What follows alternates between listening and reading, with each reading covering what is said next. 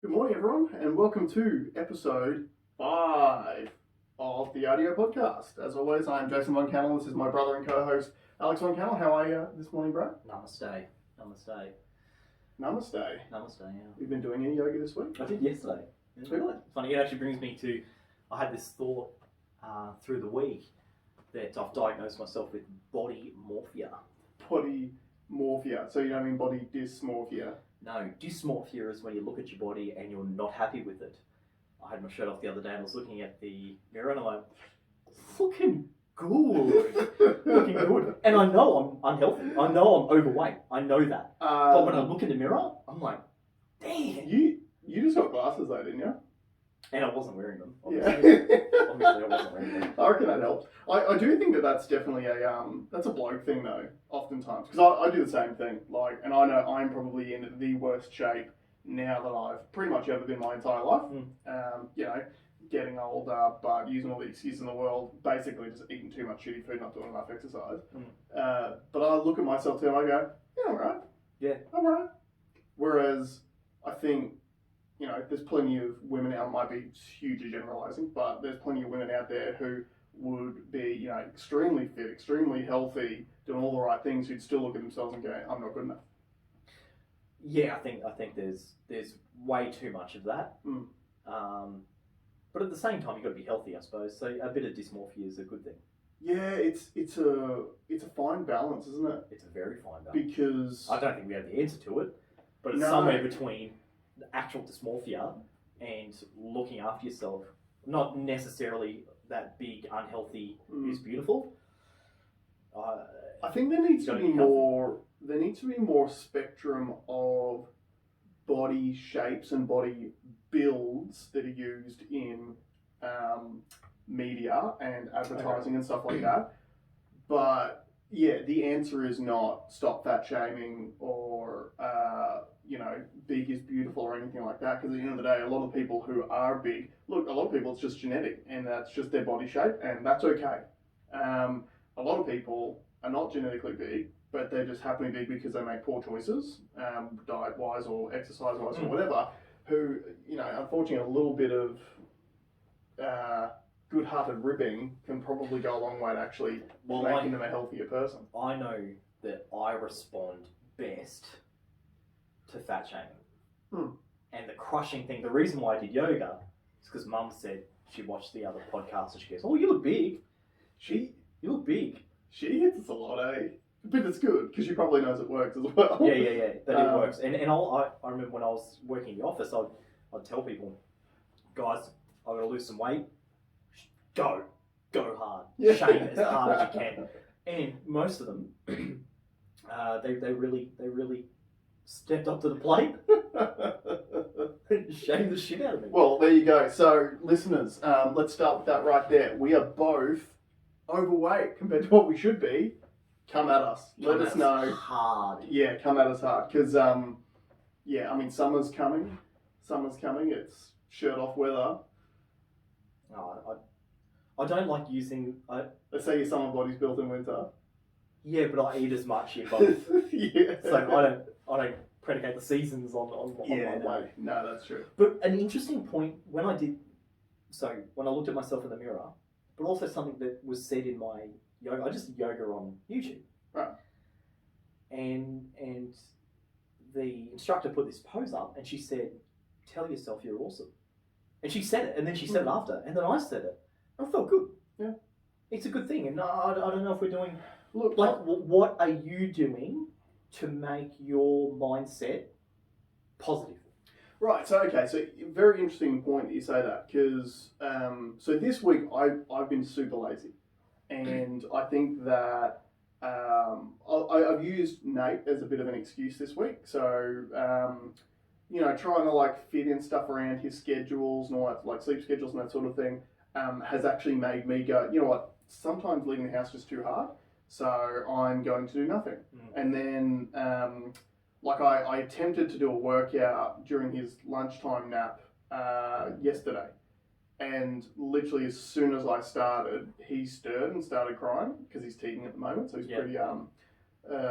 he's pretty miserable. I say miserable. He's still super happy, but he's miserable by his standards.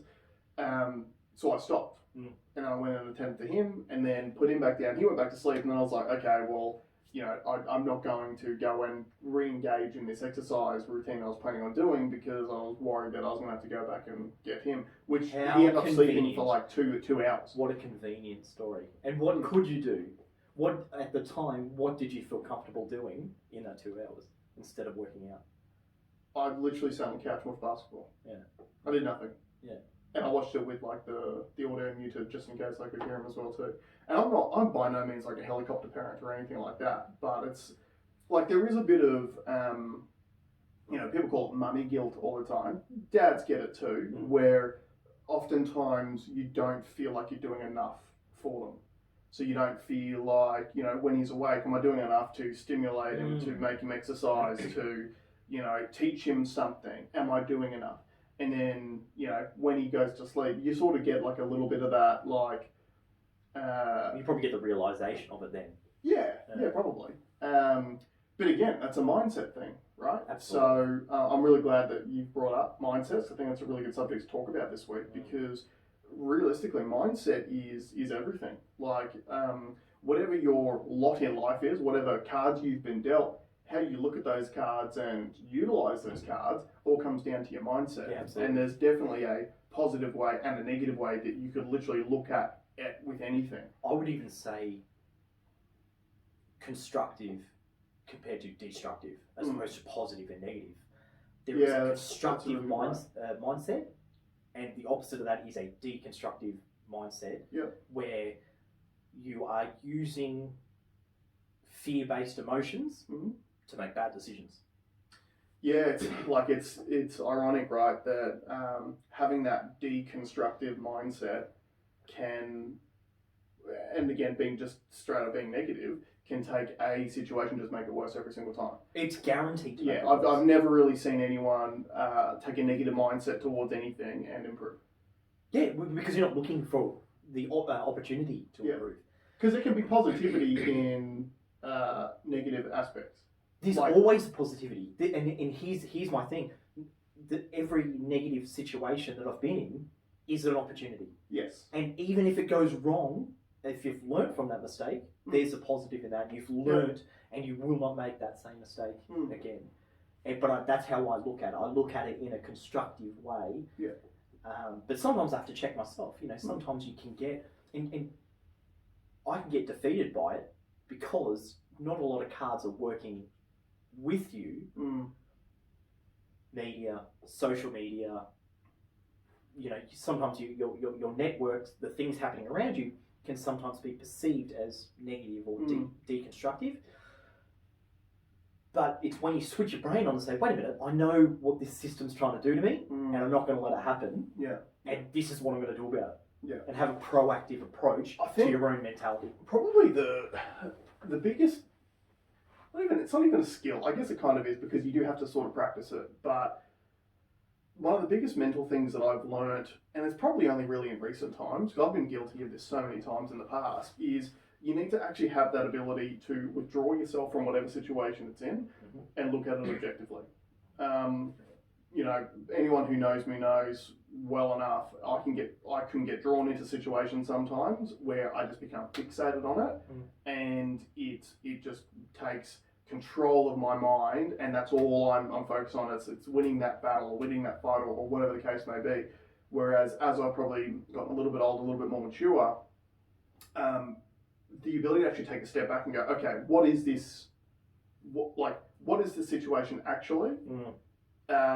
Is it as bad as I think it is, or is it my reaction to the situation that's actually making it bad? And that can be in everything, right? It is in everything. Yeah. I think Edward de Bono's written a book called 6 Thinking Hats, and it's a technique used to help problem solve. And basically, each coloured hat represents a different attribute. So I can't remember them all, but the ones I remember, like, what are your feelings towards something? What is the reality? What are the facts? Like, what's the hard data? And even when you just think about those things, usually emotion is driven by pure unfiltered feeling. Mm. But if then you tell yourself, no, but what are the facts? What is this really all about? Then you can make a rational decision. When you're making a rational decision, they tend to be smarter, more positive, more constructive decisions. Yeah. Well, again, as long as you're using rationale to make a positive choice, not a negative choice, which again comes back to where your mindset is. Because the problem is if you do have that skill and you can take a step back and you can analyze the situation, you're going to analyze it with the guise of positivity or negativity. So you could, I don't know, I'm trying to think of a good example, but you could take a step back and look at something and go, okay, rationally, this is this thing, but there's two pathways off that. And it could be going a negative pathway or a positive pathway. I can give you the example that I think you're looking for. Okay. Colleagues or a boss sends you an email. Yeah. And you initially take it as a personal attack. Yeah, that's true, because obviously you can't read emotions. It's why... Yeah, it's probably one of the reasons why I think the world is such a, not disjointed might be the word for it, in certain places, because we communicate so much by text. So text messaging and emails, you will read those texts and those emails with the feelings of what you're currently feeling, and especially towards that person as well. Yeah. So someone like your boss, perfect example, could send you an email which has no negative connotations in it whatsoever. They may just simply be asking you a question about something that it's your responsibility to take care of. But because the last time you spoke to them, you guys had a negative interaction, you take it as an insult straight away. And then what's the normal thing that happens? Is you fire back. You fire back. You fire back. Yeah. So my tip for receiving that email, read it. Go for a walk around the block. Clear your thoughts. Then reply. Even if you want to type your email out, your response, your fiery response. Yeah. Do the lap before you push send. Come back and read it again, and you'll realize exactly what you've done. And I can still do it. Like I'm pretty good at that. I'm pretty good at not letting the emotions take charge. But sometimes I do it as a test to myself. I let myself feel that emotion, write it down, and then go, okay, let's see what my rational brain thinks of this. Do the lap around the block, sit down and read it and go, whoa, that's not going to go well. And that's not going to help anyone. So I want to just quickly on that, and just a slight bit of a tangent, but some people in that email case, the whole idea should be about problem solving, right? What a lot of people do is they look too deep into the issue. They look too deep into the form of communication used and lose sight of what are we trying to achieve here. So a good organisation has a clear goal, a clear target, and everything you should be doing should be, how do I get to this point here? Forget, oh, he called me this, she called me that. Yeah, which is why I think having if you're in a business or an organisation, having a proper mission statement that you can refer back to whenever any of these situations come up and go, okay, are we working towards the common goal? Are we working towards the mission statement? Like if you're running a company and you don't have a mission statement, like that is your plan. It's like what we spoke about last week about starting your business. There's no point in doing anything if you don't have a plan, because you'll be shooting off in all different directions, and you and your team might all be heading and pulling in a different direction. If you've got that mission statement, you've got that plan, you've got that goal, and you've got buy-in from all of your staff, you can all push towards the one direction together. Mission statement, super important. And checking your mindset, checking your mindset all the time, and no one else. It's like that. What's that meme that talks about like when your partner's angry at you, just tell them to calm down. Oh, yeah. Like, it's the worst thing you can do. Yeah, that's right. But in most cases, the only person that can fix your mindset is yourself. Yeah. You've just made me think of a really important point as well too, because it's something that I've seen a lot in my career. I'm sure I've been victim to it myself at some point as well. Like, obviously none of us are perfect. I feel that checking your mindset and checking yourself often is really important. So one of the things that Alex and I have both been really fortunate to have the entire times we've been alive is obviously we're pretty close and we talk about everything all the time. We check ourselves on stuff. Because we know that when we call each other up and go, hey, this has happened and I think this, that and the other one's going to go, well, hold on, like, let's play devil's advocate here for a second. Did you ever consider this, that and the other? And we go, what's really going on? Yeah, and again, that pulls you out of that situation and gives you an honest opinion on it too, which you might have been right in the first place, but at least we'll validate. We'll validate, right? We'll go through and we'll figure it out. I think something happens to people in big organisations when they get to a certain level and they've been there for too long. And it's a human nature thing, but when you walk into your business every single day and you've got, say, a staff of 30 people who are beneath you in the hierarchy, and those people are, there's a natural bit of, call it respect, but it could be a bit of fear as well. So you walk in that organisation every single day and you go, hey, Alex, I need you to do this. Hey, whoever, I need you to do that. And then people come to you and go, hey, what do we do about this? And you go, do it that way, and they just say yes all the time. I think that adds up. Yeah. And it adds up and it adds up and it adds up. So if you are a leader and you actually care about being a leader, checking yourself is so important, because unfortunately I think for a lot of people, they lose their way somewhere along the line because they just start believing that they're right all the time. Because it's a structural issue. Yeah. The structure, especially the typical structure means that what I say as the manager is more important than what you say, so we're going to go my way. Yeah, so what I say goes, and you might have an opinion, but that doesn't matter because it's going to be I think it's very powerful to open up your ideas in the thought process and the decision making to the people you work with, to the team that you work with. Yeah. And nothing is more powerful than having buy-in from everyone. Nothing is more powerful than having everyone trying to achieve the same thing. Yeah. But I agree with you. I think if you are the kind of person that is calling every shot, well, then you're going to have to make all the shots all the time. Yeah, that's right. And you stifle your people. So you stifle creativity, you stifle initiative. Because why would I go to you and say and give you suggestions the 5th, 6th or 7th time you've rejected me in a row? I think back to when, I was working, and I think back over my career, and the people who I perceived were the best managers and the best leaders that I had were the people who actually cared about my opinion. Whether I was right or not, they still listened, right? And they would talk to you about it, and they would try to help you grow. So they might be in a position where they've been doing it for 20 years longer than you, and they know exactly, like, I still remember when I first started selling cars. And I'd go into my manager's office and I'd be like, oh, you never believe the customer said this and the customer said that. And he's like, because as a manager who'd been in the industry for so long, he's seen it all, right? And look, even now, 10 years in, like, I'll still hear something every now and then and go, oh, wow, that's a new one. Like, I haven't heard that for a while. Yeah. But you see that with new sales consultants all the time, where they're like, oh, I can't believe the customer said this, I can't believe the customer said that. And it's like, guys, it's the same 5 or 6 things over and over and over and over again. But again, I think having a manager who actually hears you out in those situations and goes, okay, let's use this as a learning experience. So customer said this, what did you do?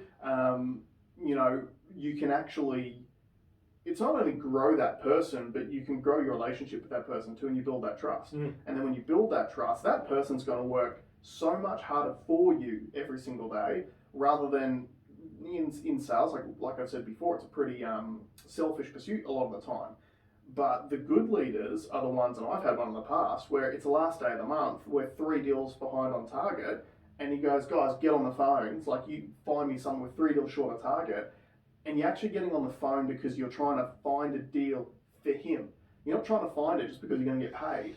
It's because you feel like you're part of the team and you're important and you're contributing to something. Even more than that, you're going to get a better yield if you invest the time and upskill someone. Yeah. So one thing, and I'm not sure if you know this, but when early on when you were getting into management, I had people telling me that because I was spending so much time with you, that I was going to do myself out of the job. Yeah. But my whole philosophy throughout my whole career is it's in my best interest to train the person up that's going to replace me, that can replace me, and they're going to do it better than I can do it, because they're going to get everything that I've got, plus what they're bringing to the table, add those 2 things together. And then all I ask is that those people, or that person, then trains the next person with the Yeah. same philosophy. Give them everything that you've got, and let them have bring their stuff, and be better and better again. And that is that. All right. So we're talking about mindsets. That's a situation, and that happens all the time in organisations, where you have a positive or a negative way of looking at things. So let's analyse what's the situation. So I'm in a leadership position, and I like my position. There's someone who's showing potential that could potentially do my job down the track. You have a choice. The positive choice is to do what you do. I'm going to give them as much knowledge as I have, so that then their natural personality, skill level, they might have a different way of looking at things. The reason why you employed them in the first place. That's right. So you can help bring them up to your level, because that could, it's a benefit for them, but you training them up could make them replace you, right? One of the biggest mistakes I've seen leaders and managers make in my career is they're so scared of being replaced by someone that they deliberately don't do that. But the thing is, on the flip side, they want to go up to that next level, and then the people above them are looking down going, well, no one can take over from that person. Yeah. So we're just going to have to leave them there. Yeah. Whereas if you can train up your replacement, number one, you can show that you can grow someone, which the higher up in an organisation you get, the more important that becomes, because you need to be able to grow the people beneath you so the business exponentially improves. Yeah. Right? But that's that. I've seen that mistake that many times, where people are so scared of training their replacement because they think that they're going to get bumped off their perch and go down, when actually you're going to get bumped off your perch and go up. You'll only go up. Especially if you develop your team, you'll only move up. Yeah. And I didn't care. When I was coming up, I knew I was training people that were going to replace me, and I knew I was only going to go to a better gig. Yeah. Because again, it's that positive mindset of going, all right, this is the way that I see it. I see this as a benefit to me because... And look, it's a benefit to them and it's a benefit to me. That's a positive experience. Yeah. If I'm scared of training that person to replace me, they're going to have a negative experience and I'm going to have a negative experience. Because, if that even goes through your brain, because, again, you and I, we're wired very similarly when it comes to that sort of stuff. I've never withheld information from people beneath me because I'm scared of that person. I've only ever tried to improve the people beneath me. Because, again, I've been fortunate to have had guys like you who invest a lot of time in me, and I feel like I've gotten better because of that. So it's a positive experience. But I can't imagine how negative an experience that must be for that leader who is deliberately withholding information from the people who rely on him or her. That must suck, right? I think it would probably take more time to manage, and another byproduct of that is that because you're not upskilling, you're not advancing anyone. You're actually making your job hard all the time. And another version of that, like a rising tide raises all ships. Yeah. When the ocean rises, all ships rise together. That's what I say. Yeah. Water go up, ships go up too. Another version of that, I think, is and the motor trade has been notorious for it. And I'm interested to see if other people have the same outlook in different industries. Not trusting the team that you have with promotion. So it's very easy to put an ad in the paper and get someone to have half an hour long interview and rate everything that they say and believe that person is the future of your department. Yeah. As opposed to the person that's been there on the ground doing the work. But because you know them too well, you're never going to give them that chance. And I think that's... all the textbooks say promote from within, and some of the most successful companies in the world all promote it from within. And I think everyone preaches it, but very few people actually live. I know one particular dealer group out there that does do it, and I think they do it very well. I'm not going to mention names or anything like that. Very loyal. They've got very loyal management groups. Yeah. Extremely. But again, and a pathway for the people that are... 100%. That's what I was about to say. That is... The biggest motivator that you can give someone is they can see the future. Someone ambitious, yeah. Exactly right. Look, every organisation is going to have people who are happy just to sit at a position and stay there because it's a personality type. And a lot of people just need a job. And they're cool, they'll go in, they'll do their job, they'll do it really well, and they'll leave, and that's it. there are so many people as well too who are very ambitious, who do want to improve. Now, ambitious people, they can be really positive for a business because they can drive your company as long as you're actually fostering them and helping them move in the right direction. But ambitious people can also drag your company down too if they know you're trying to stifle them. Yeah. Because if you've got that person who's got ambition in your business, and look, I've been this person before, right? I freely admit it, I've been this person. I'm an ambitious guy, and I've been in businesses knowing that the people above me are trying to stifle me and try to hold me down. So what did? I fought against them. Is that positive for the business? No. Was it the right thing for me to do? No. I probably should have left earlier. Who was telling you not to fight? You. But I think only now more mature Jason would see it. Yeah, but because it's one of those things too. Again, it's a maturing thing, right? And I've always been a very competitive guy. I've always backed myself, and look, I've been pretty fortunate in life that in most situations that are dangerous, whether it's physical danger, career-based danger, in most of those situations, I've gone into them. I've come out okay. Now the problem is that also trained me to believe that I could go into every situation and come out okay. And my argument that whole time was I think you could have managed those better and advanced your position. The problem is because you never tried it that way, you never saw that outcome. That's right. And a scientist would do a test. They'll run simulations and they'll do 4,000 or 40 billion simulations. All you need to do was the other one. Try one, like you've tried the fighting one. But you'll never know. No, because you never tried the other side. Yeah, no, I did try. But again, then this comes to a leadership thing too. Because oftentimes, not to say that this is on the same scale at all, but the Black Lives Matter protests are a really, really good example of this. So a lot of people who don't understand the plight are coming out and going, they shouldn't be rioting. Like they're setting themselves back because they're rioting. Doing bad things, yeah. Right, because they're doing bad things. The problem is they've tried to do it peacefully for 400 years and nothing's changed. Yeah. So it's gotten to a point where they're like, all right, we need a real catalyst for change. We need to actually get the ball rolling on this thing. So now I have to do something drastic. Yeah. And that's where it's tough, where if you're trying to handle management in the right way, it depends on the quality of the leader that you're trying to handle too. Because if you've got that negative leader who's trying to stifle you, it's not going to matter whether you do it the right way or the wrong way. You're still going to be in the same spot. So realistically, if I think back to my career when I've had those scenarios, I probably should have withdrawn myself from that environment sooner and tried to find somewhere. Like you said last week, the most important thing that you can do if you're early on in your career is find that inspirational leader that you trust, that you want to follow. Find that person. I should have tried to find that person earlier, because at the end of the day, like when I think back to my experiences, so I'm a completely different guy now to what I was 9 years ago when I first started in the industry. Completely different dude.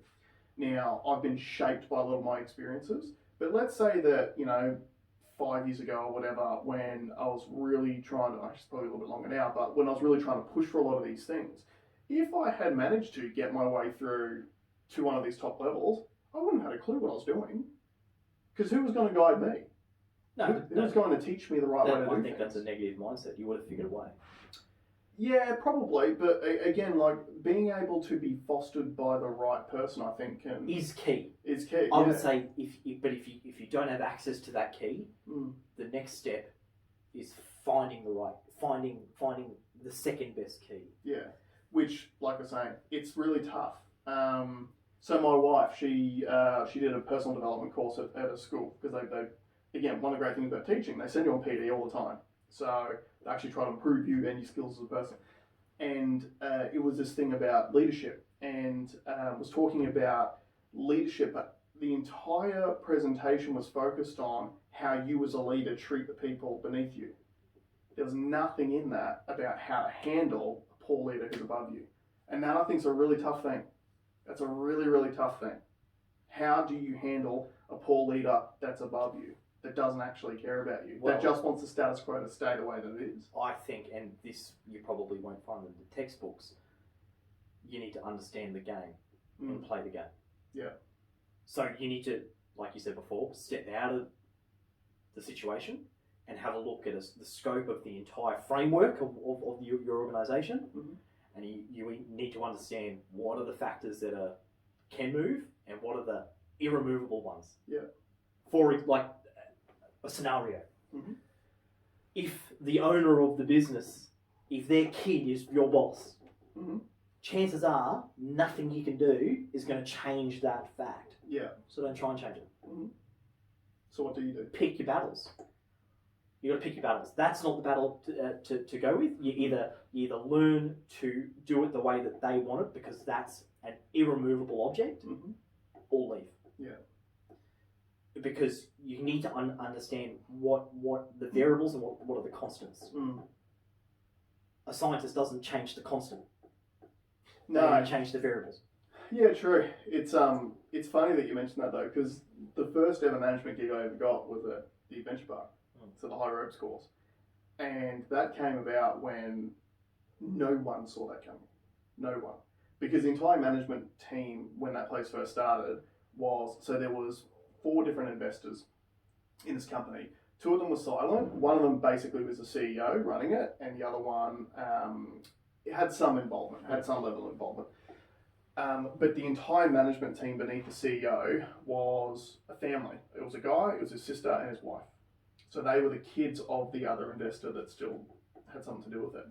And look, I think when I think back to it now, they were fairly young people trying to run a business with no experience. Mm. So they didn't do a very great job of it. And again, it's probably that thing of, because they were just in that squad, that family squad together, you're in that echo chamber of, no, we're doing the right thing all the time, because you don't have someone objective checking you on it all the time.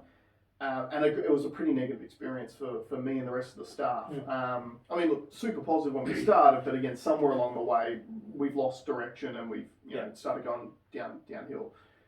And then all of a sudden, because the 2 silent partners, they were kind of the issue, because there was decisions trying to be made between the CEO and then the other partner who was actually, somewhat involved, but that's his family that was the management unit. Mm. So those 2 were just disagreeing, the silent partner stayed out of it. Now, money talks. So at one point, the silent partner's like, hey, we're actually starting to lose way too much money now. So something needs to happen. And all of a sudden, there was a broom that came through and swept that whole management crew out. Now, none of us saw that coming at all. It was literally overnight. We showed up, half the stuff was gone. Because they'd just been swept out and we didn't know about it. And then that was when I actually got my first opportunity to step up into a management gig when I was 19 years old, which is an example of something which looked like an immovable object at the time, all of a sudden wasn't immovable. Well, I suppose there was a plan that you just weren't privy to. So someone has identified the problem, identified the solution, and realised the best way between those 2 things is to get rid of that. Yeah. So there is that. That's why it's important to understand how to play the game around even the perception of the irremovable object. Yeah. Because then you're in a position for opportunity. Mm. It's probably that fine line between being like, one of the biggest things about you and your entire career is you've always been a really good networker. You've never burnt bridges. You've always been really good for people to work with. Like if you ask anyone who's worked with you, they would say that you were a positive influence at the workplace. Like whether it was, just generally having fun. Yeah. There's a lot of places that can benefit from someone who just brings in and has fun every day. Yeah. But like I'd say that most people, and like you've got a very vast network now as well too, because you've gone that way. But I think it's also that fine line between being really easygoing, good to work with, someone everybody likes, and being a pushover at the same time. So you do need to find that balance too. Now you'd probably agree with me when you say that there have been certain times in your career where you've gone too far towards the pushover side. Yeah. But I've gone the opposite route, where there's been way too many times in my career where I've just been known as front kicked your way. Yeah, had a reputation I was prickly to work with. Yeah, there probably needs to be a balance between. There definitely needs to be a balance in between the 2. But I think a lot of my stuff was what we were saying before, where people were trying to defend their Yeah. And the easiest way is get someone outside. Get someone outside that's going to sell you the dream. So I'm going to say to managers out there, people who are making personnel decisions, look at what you've got. Yeah. Look at what you've got and give someone a go. Yeah. And if it doesn't work, well, make sure you put all your effort into it to make sure it works. Just make sure that you give them everything they need to thrive. Because if that happens, I'll give you the tip. It's much easier to get someone in a level lower than it is to get someone at that upper level. Yeah. Promote from within.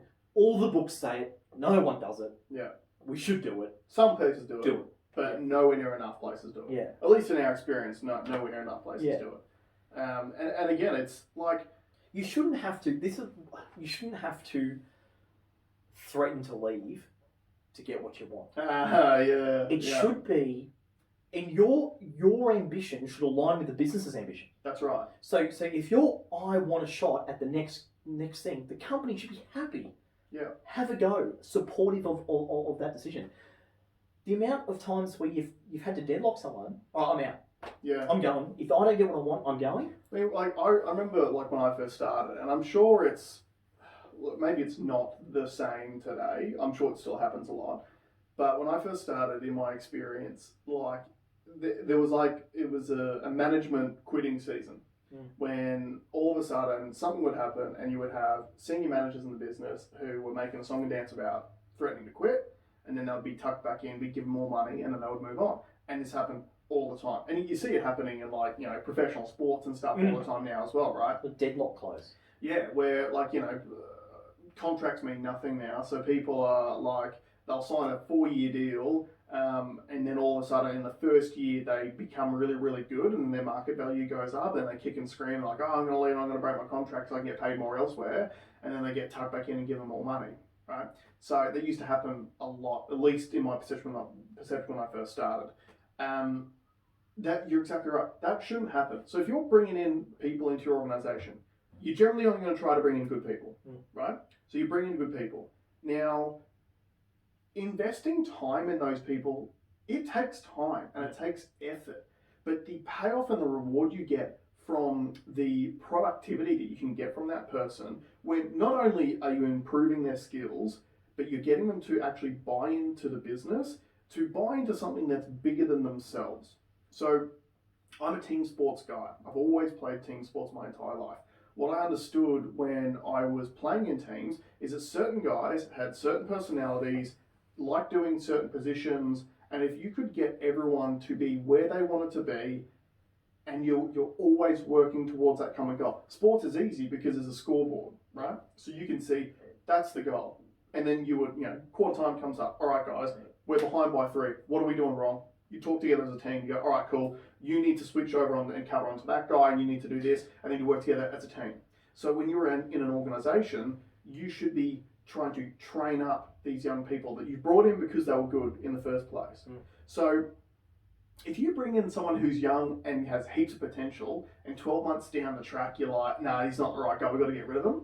That's not their fault. That's your fault. That's your fault. You failed as a leader. You failed as a manager because you've taken someone who was raw and you fucked it up. Yeah. Just as a side note to what you said about the sporting analogy, when I was listening to all those Formula One podcasts, they always said too, it's easier for us because we have an exact metric for success.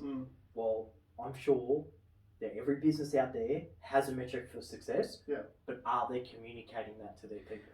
Yeah, so, but okay, so if we're going to talk about motor industry, how many times have you been sitting in a meeting where a manager has asked their sales staff, how many are you going to do this month? And then they go, I'm going to do 14. Oh, mate, no, that's not enough. That's not enough. No, I'm going to put you down for 17. Yeah. Right? So, so Formula One has a metric for success. Look, we as dealerships, we have a metric for success, which is hitting factory target. But what do? We go individually, how many are you going to do? How many are you going to do? How many are you going to do? When was the last time you've been in a meeting where they were like, our factory target is 90 for this month. So what are we going to do working together as a team to get to 90 this month? Yeah. Because we all know, it's probably one of my biggest bugbears with the industry. And it's something that I would really, really like to see. And look, I'm sure, please hit us up if this is happening at other dealerships or other places. But the pool of gross system of remuneration, I would love to see that actually rolled out and ran properly at a dealership. You might need to explain what pool of gross is. So, okay, so anyone who's not in the industry, this is essentially how it works. You've got a whole bunch of different members of the team. You've got your salespeople, you've got your aftercare salespeople, you've got your finance people, you've got your management, essentially, at least just on the sales floor. And the sales department will be given a sales target by the manufacturer every month, where if you hit that target, they'll get paid, the dealership gets paid bonus money. So that's essentially what the goal is, like to make it really, really simple. Now, you are a team and you're trying to work towards that common goal. However, in sales, all those individual elements are only generally paid on what they actually contribute towards that goal any given month. So you're going to have, one salesperson might do 15, another salesperson might do 30. The one that's done 30 is probably going to get paid more than double what the one who does 15, depending on your comp structure and stuff like that. However, we want people to do all of these things that are intangible when it comes to or don't actually show up on the bottom line of the result. Like, for example, the typical thing of salesperson's away sick for the day, they've got a delivery on that day. There is no metric which rewards the other salesperson who gets pulled out of what they're doing to help a mate out and deliver that car for the day, right? So that a vehicle delivery, if you do it properly, probably pulls the sales consultant off the floor for an hour, minimum, right? So that person for that hour is helping their mate out by completing a function of their job and not doing their own job, which they get individually rewarded on. Now, it helps the dealership too, because that customer is going to have a customer service survey sent to them. So if that person does a really good job of it and that customer service survey is 100%, then the dealership wins. It's a positive thing. But that individual sales consultant loses at that point in time. Wouldn't they just assume that the retainer that you get is supposed to cover that? Well, it's funny that you say that because managers will use that all the time. Oh, but that's why you get paid a retainer. But they never go, hey, great job on doing that. Like, I really, really appreciate it. And when you're, doing it on the second last day of the month, you end up one short. Hey, look, I'll get you up a bonus and I'll help you out. So this is a tough thing where we want these organisations to work together as a team, but then we pay them individually and rate them individually. So we've all worked with that guy who does half as many deals as everyone does for the rest of the month, but grosses really well, has the happiest customers, and helps everyone out more than anyone else does.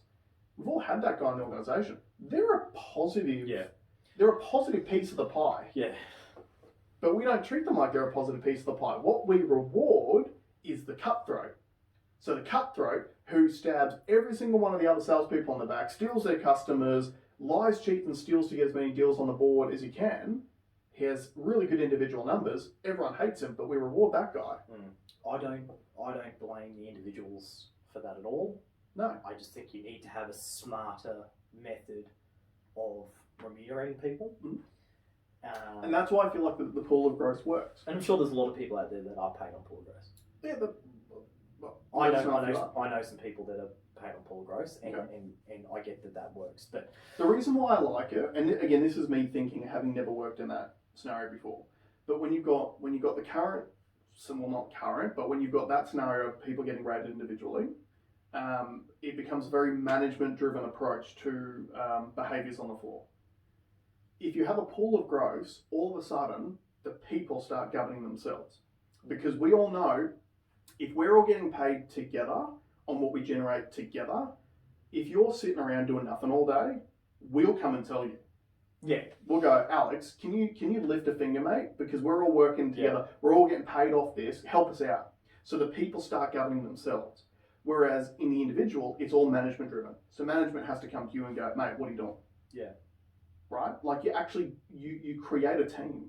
Yeah, I think you've said it a few times that it's a real individual sport for working in teams. And sports don't do that. There's no sport where that happens. So why do we do it? Yeah, so NBA playoffs are on at the moment. And what happens at the end of every game, they pull the superstar player over and they go, oh man, LeBron James, you dropped 30 points tonight. like you were the key to this and that and the other. And what do they all say? It's all about winning, man. It's just all about winning. We're just going for the championship. It's a team effort. Like, they all talk about the team. I've never heard an NBA superstar get to the end of the game and go, I'm the man. I could have done it without my team. I could have done it without them. Play me 1-on-5 the whole game. I could have done it without my team. I've never heard that before. But we have managers in our industry who do that. But if we just let a negative mindset control our emotions on this subject, yeah, probably. Based off previous negative experiences. And was it constructive? I don't think it was. I think there's some thought provokers out of it. Well, no, because you haven't spoken solutions, you've spoken problems. Yeah, but again, so we talk about competencies a lot, right? So you've got like the different phases of competency. So you've got unconscious incompetence, which is you don't know how bad you are or what it is you're doing. Yep. And then you get to that next level up is conscious incompetence, when you finally realise how bad you are at what you're doing. Yeah. So then you can actually, the first step to getting better is admitting you have a problem, right? Yeah. I would like to think that there are a lot of people who are unconsciously incompetent about some of these things who maybe hearing something like that might actually go, oh, you know what, I've never even thought about that before. And then if you can take someone from that unconscious incompetence level to the conscious incompetence level, that's a really, really powerful thing. For sure. Because then you can eventually just start actually working on yourself to get better. Yeah. So again, there are some positives that you can take. I think the lessons are promote from within, train someone to be your replacement, and you'll only go up. Yeah. Give you guys a crack. Give the people that you work with a crack, and invest your time and effort, and hold yourself accountable for their success. I think is and find, if you have influence on how someone is remunerated, try and develop something that works for everyone. Yeah. Not just one key metric. Yeah.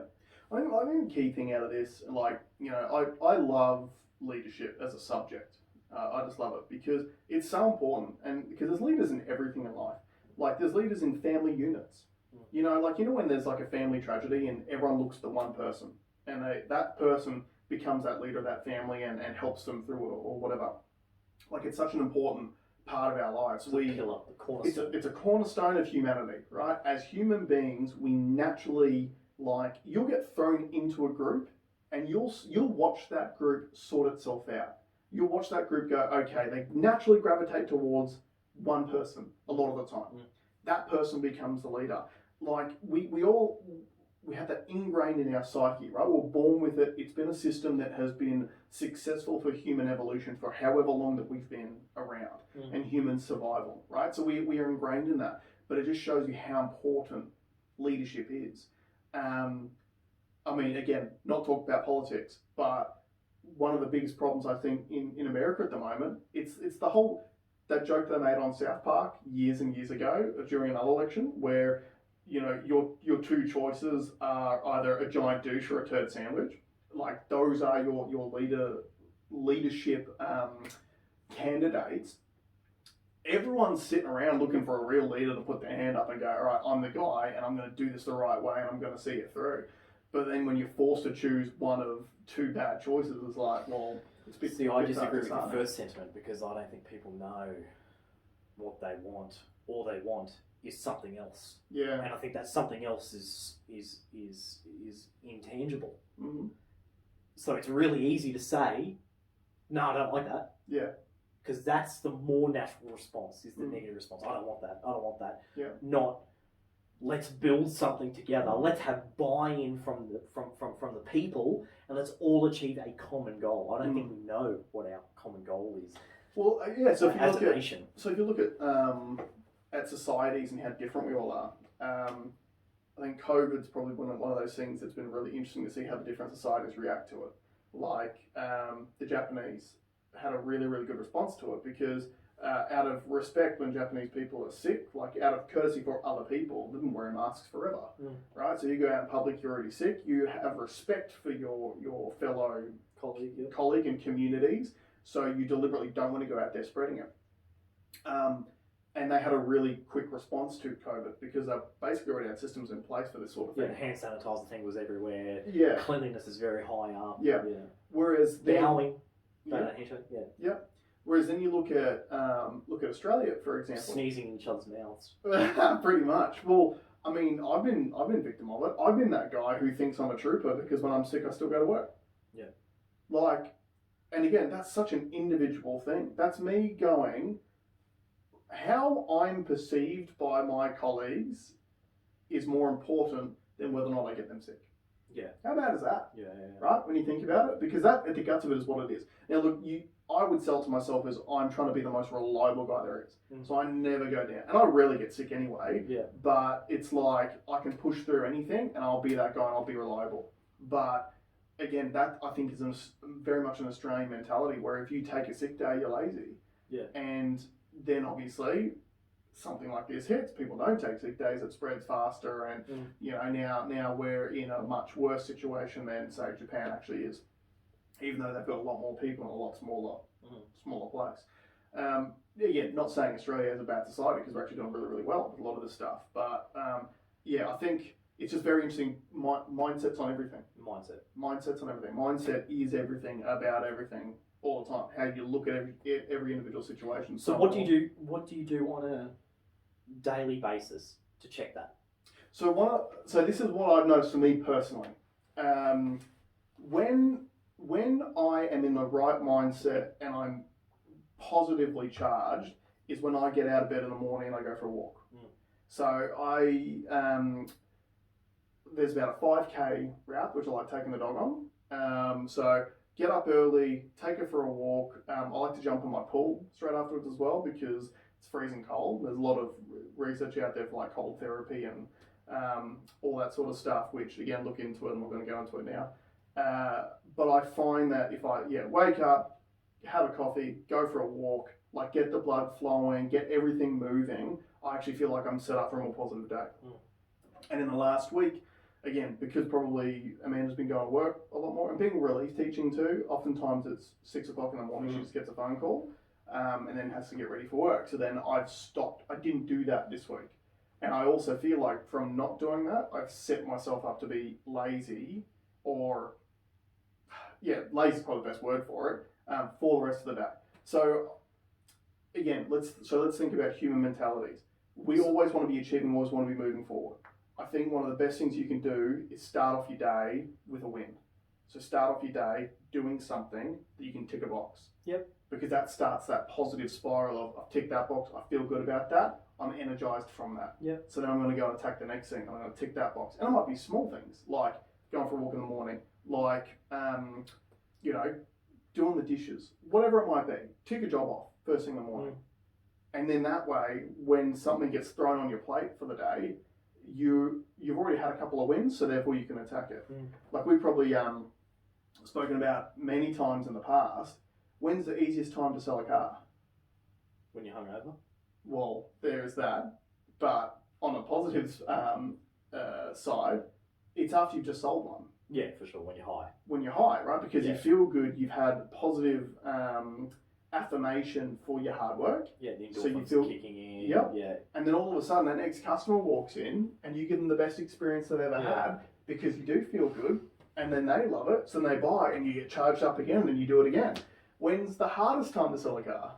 When you haven't sold. When you haven't sold, you get head nicked, right? Yep. So you go 2 days without selling and you've spoken to 5 customers in that time and no one's interested, and then 3 days and then 4 days and then everyone knows salespeople are like this all the time emotionally, riding that roller coaster. But it's again, we've spoken about it being head nicked before. The only person who can pull yourself out of it is you. Yeah. The only person. So my way is I have a less structured approach. I try and look for the humour in everything, and to the point where I dropped my toothbrush the other day. And it was one of those cases where, where like it's the initial drop, and I think I've got pretty fast reflexes, so I went to go grab it again, missed it, kicked it, slid on it, and just had to laugh. Like if anyone is, I think about what that would have looked like if someone had watched that, and then I put myself in that And I was eating popcorn, watching myself do that. Like, that was so stupid. Yeah. And I had a big laugh, and then driving to work, got every red light. Yeah. And the first thing is like, man, this sucks getting every red light. But then I realised I got stuck on red light on Coronation Drive, overlooking the river. Yeah. You know, more opportunity to look at the river. Yeah. Like, it's beautiful. Like, yeah. you see the sun bounce off it, and I think it does take training to always see the light side. Mm-hmm. But if you ain't looking for it, you ain't gonna find it. Well, yeah, and again, that comes back to that competency thing, right? So if you're unconsciously incompetent at looking at the bright side of life, you're not even going to know that you're looking at the negatives every single time. Because that Coronation Drive thing's a perfect example. The traffic there sometimes sucks. Yeah. Right? It's one of the worst roads to drive on. But it's such a beautiful area. Yeah. So you've got a choice. Are you looking at the car in front of you with the red lights on the back of it? Or are you looking at the water? Yeah. Or are you looking at, the sun setting, over the mountains out in the back? So thoughts. Train yourself. Think happy. Yeah. Think positive. Think constructive. Yep. Did we have a thought, Greg? I think this is the thought provoker, I really. think it is. We've thought about it. Yeah. I hope it provokes. Well, this is provoking thought for me because, it's little victories for me. Little victories. Goals. Well, yours, I think, is more about structure and goals. Yeah, because I found that I need to structure it, especially around Nate. Professionally, that's how I succeed. Yeah. I write a list and I achieve them. Tick, tick, tick, tick, tick, tick, tick, tick, tick. And that's what gives me the structure. So professionally, that works for me. Yeah. But outside of work, that doesn't work for me. Yeah, okay. Because I'm always up and about doing stuff anyway. Mm-hmm. So it's almost like I don't need to check myself because it's just natural. I do that naturally. Yeah. So that's why I need to find something else. That's why I always look for the humour in it. And I try to be nice. I try to make interactions with people nice. I actually had someone gave me an awesome this morning. I went and got us coffees before you got here. Yep. And I parked my car in a spot. It was a bit of a rough park. The WRX hasn't got a great turning circle. Yeah. But I got in there. Anyway, I was waiting for the coffee order, and this couple came up and said, great car park. I'm like, oh, it's not that great. I rated like a 4 out of 10. Like, we rated a solid 8 out of 10 because of X, Y, Z. And then the three of us had a laugh about, like, that interaction with me gave me a positive, like, made me feel good. Yeah. And then me joking back to them, I think gave them a positive, so they feel good. Yeah. So that interaction is good. Yeah, paying that positivity forward. Like, I had such a good example of that too. This was months ago. It's probably 2 or 3 months ago this happened, but I still find it funny now. I still think about it all the time and laugh about it. So I was at a cafe with Amanda in the morning, and she's out at a table sitting down with Nate, and I'm at the front waiting to order. And this old boy just walks up to me, and this guy would be like 70s or 80s, just walks up to me and gets up like really, really close. And I'm like, this is during Corona times too, so I'm like, oh, should he even be that close? Like, what's going on? And here's what my first thought was, what's going, like, is this guy a hobo? Yeah. Is he, does he want money? Like, what's the go here? And he just leans in and he goes, mate, have you heard about Velcro? And I'm like, huh? And he goes, I heard it's a ripoff. And just walked off. And I was like, I've been thinking about that. Yeah. I use that joke now myself. That rocks. Right? That's funny, that's like a next level dad joke. He's obviously a great And he's gone out of his way to make your day. Yeah. And it worked. Do that. That's a challenge. That's a challenge for everyone watching. Try and do that. Do something positive. Make someone's day. Make someone laugh. Make a stranger laugh. Like, I feel like, it's so important now of any time, because with COVID, we're being told to stay away from each other all the time. If you are forced to be or have an interaction with someone, make it a positive one. Make it a positive one. Make it a positive one. Here's a lesson. Yeah. Beautiful. I reckon we wrap it up on that. I reckon that's a good point. Guys out there, thanks so much for all the support, all the comments, all the views that we'll be getting so far. Really, really happy with the response. Please get back to us. What positive thing did you do this coming week to make someone smile? Tell us your interaction. Tell us a positive interaction that you've had recently too. Because I think the more that we spread that positivity, the better it's going to be for everyone. Yeah. Then push the like button, then push the subscribe button. Like, subscribe, share, get amongst it. But again, thanks everyone for joining us. Thank you, Alex. Thank you. And we'll see you next RDO. Bye.